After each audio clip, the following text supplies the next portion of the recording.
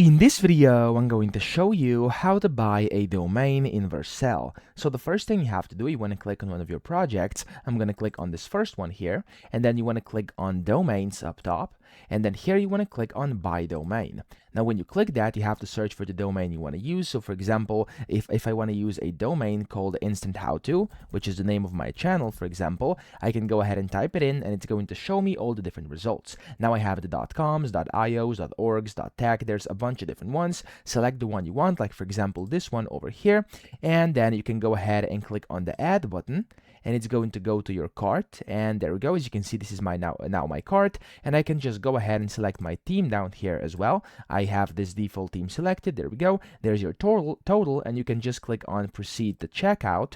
And then of course when you do that, you'll be able to fill in your billing information, pay for it, and that way you've successfully bought your domain in Vercel. So that's how you do it. I hope this video helped you out. If it did, please subscribe to the channel and help me out as well.